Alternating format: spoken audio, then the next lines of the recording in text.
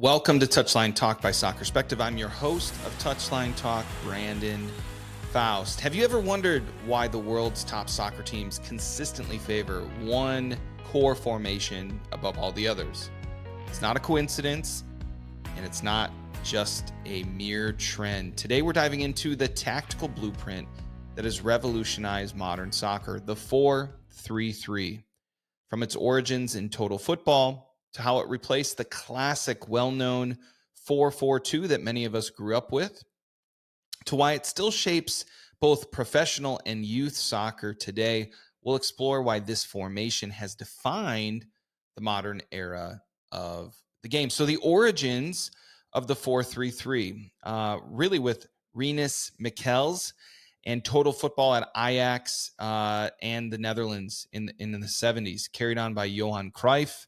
This idea of total football was often complemented most when playing in a 4-3-3. Cruyff carried that into Barcelona and embedded it into the club's DNA. And the logic and the idea was to have those three in midfield to give balance, flexibility, triangles for passing, and then in the early stages, managers like Louis van Gaal and Ajax in the 90s showing more positional discipline, if you will, making it move into defending into a 4-5-1 if you wanted to, and setting up that way. So to understand why the 4-3-3 became dominant, we have to first look at what it replaced, the golden era of the 4-4-2.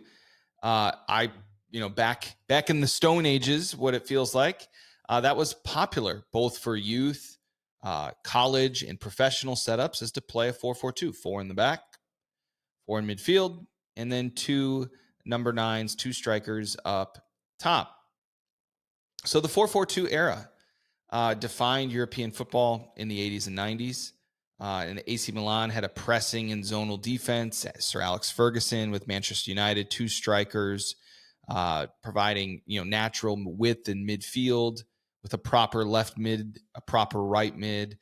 Those are positions that are often foreign language. If you were to tell a player to go play left midfield, they wouldn't know what you mean.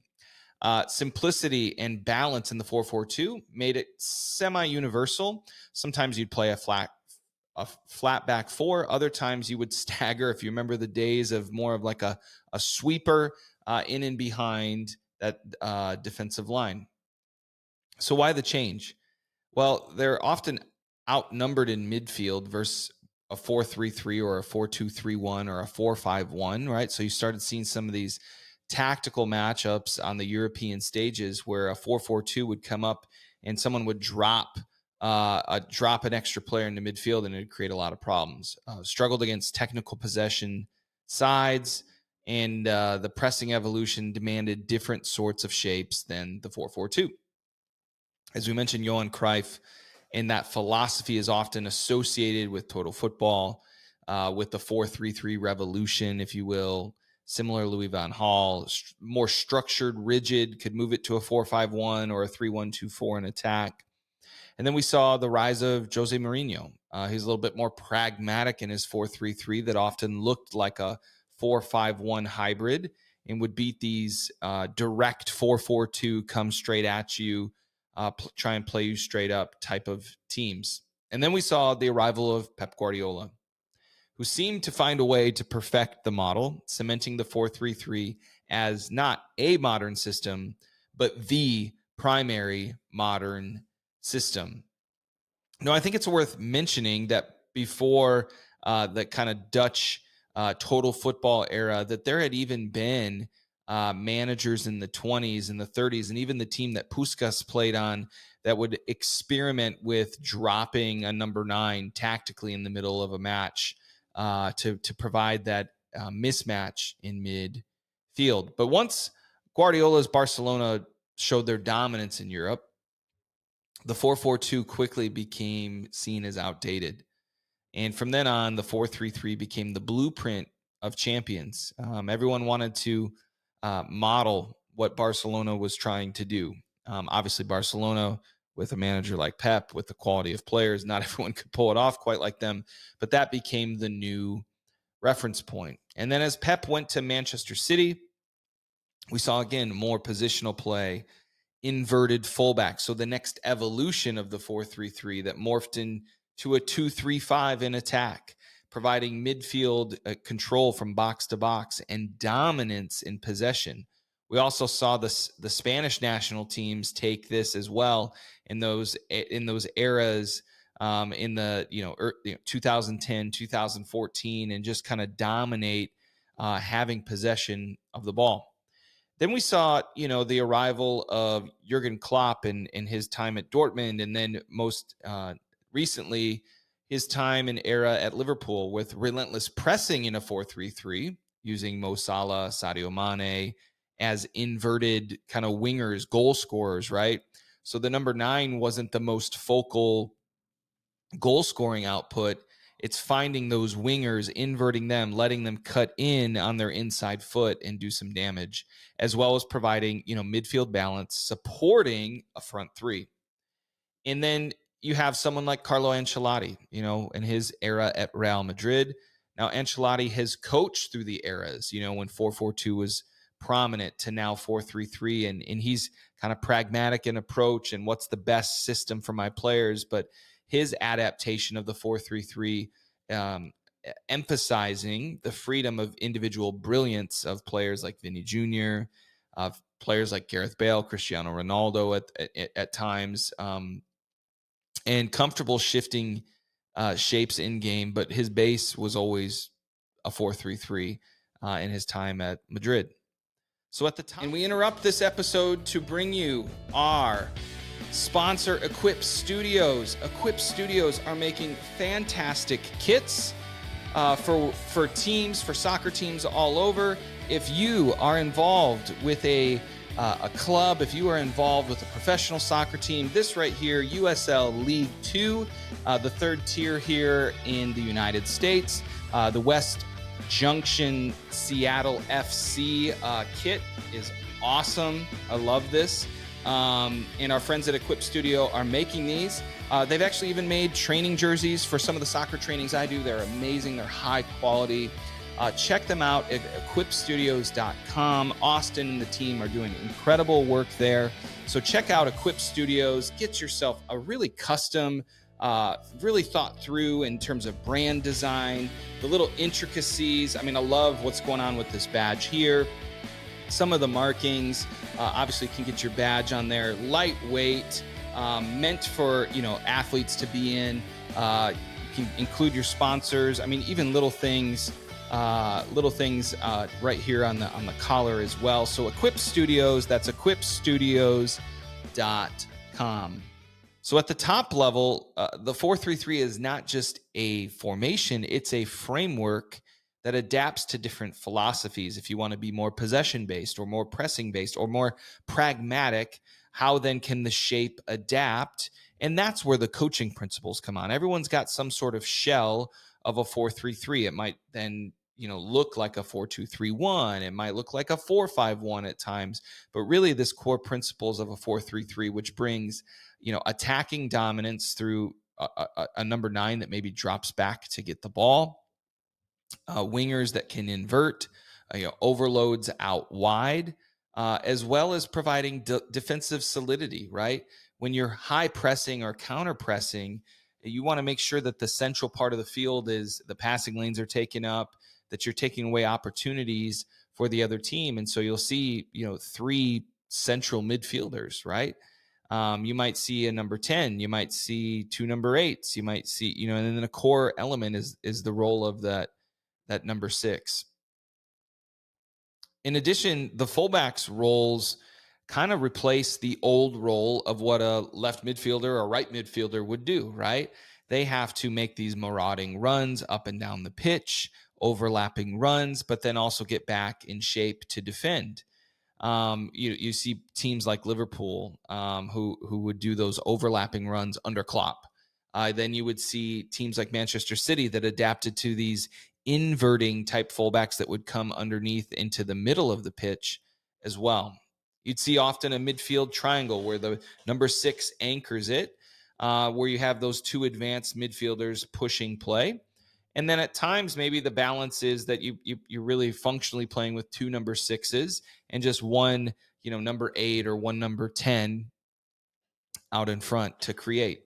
You see a lot of fluidity, a lot of rotation, some of those principles of total football, dynamic movement, right? So a number 6 might cover the back line, or if a number, if a outside back is making a run, a wing back, if you will, a number 6 might tuck into that back line and make a back line of 3 to provide cover, or to slide over. A number 6 might slide over to fill in that right side if a right back makes that run moving forward. And so even in youth soccer, teaching these principles and ideas has seemed to permeate the youth soccer game as the primary trellis of how players, especially in the United States, learn from a young age what framework to play out of. Many clubs and federations, U.S. Soccer, Spain, the Netherlands, teach the 4-3-3 as kind of their developmental standard. It doesn't mean that they won't move into other shapes or teach the nuances of it, but it is the primary way in which young players are educated to play. And the benefit for young players in a 4-3-3 model is it teaches spacing, it teaches width, and it teaches depth.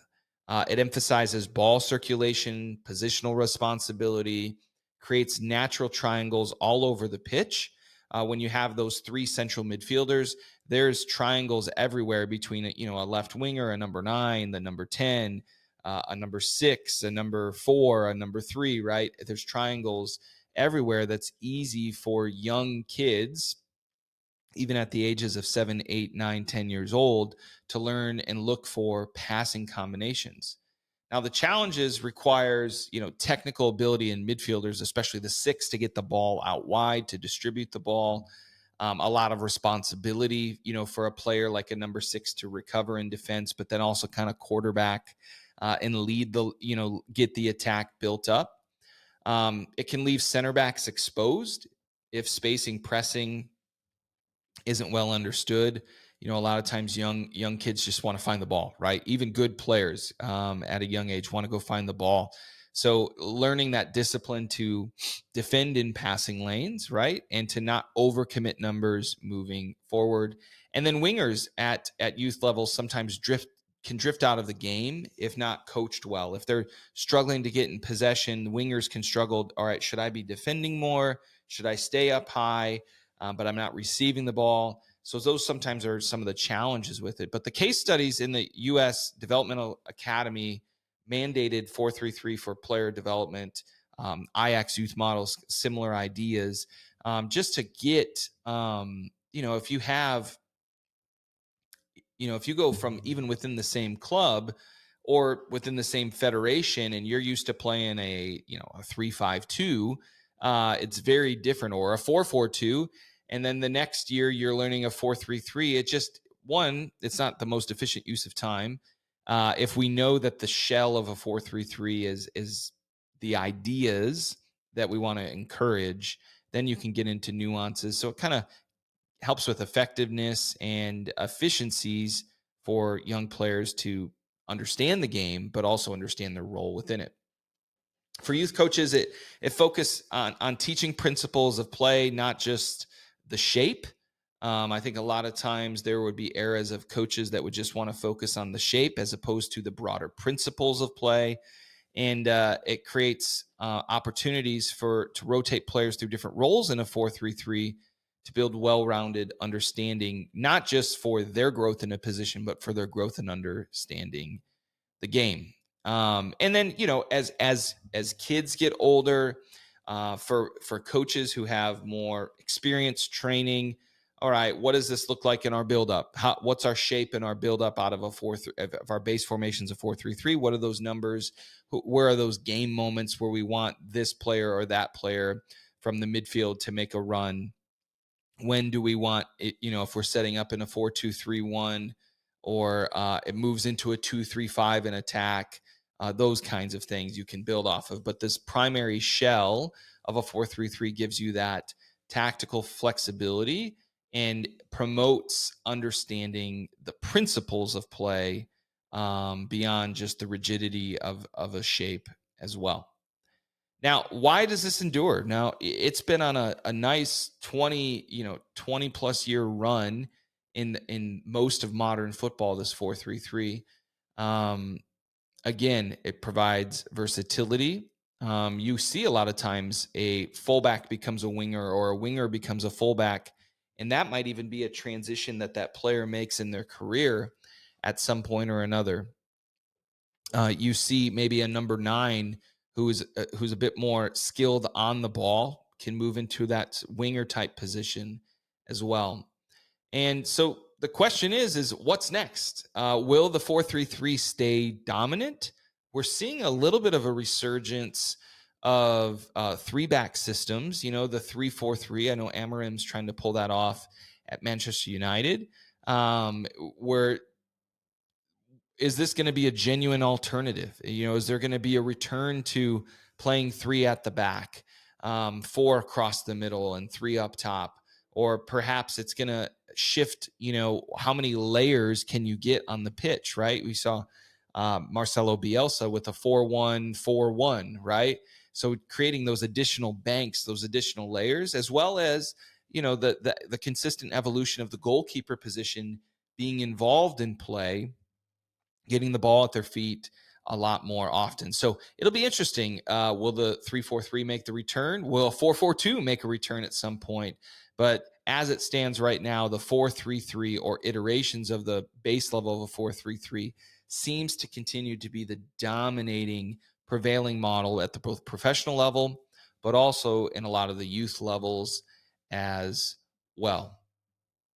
So I'd love to hear from, if you're a coach, what formation are you using, right? If you're you at the 7v7 level, how are you building the principles of play that feed into a 4-3-3? If you're playing 9v9, how are you building the principles of play? Is it through the viewfinder of a 4-3-3? And then when you're playing at or coaching at 11v11, how are you modifying this? Are you moving into a 4-2-3-1? Are you moving more into the Christmas tree shape that a lot of these teams do? What does that look like for you in possession, out of possession? And what do you think is going to be the prevailing model? Are we going to see the return of the 3-4-3? Are we going to see the return of a 4-4-2? Would love to hear your thoughts, whether you're a fan, whether you're a coach at the youth level, professional level, anything. We'd love to hear your perspective on what's next and what's on the horizon. Or is the 4-3-3 going to stay the dominant prevailing model of football over the next 15, 20 years? Thanks for jumping in on this episode of Touchline Talk. We'll see you next time.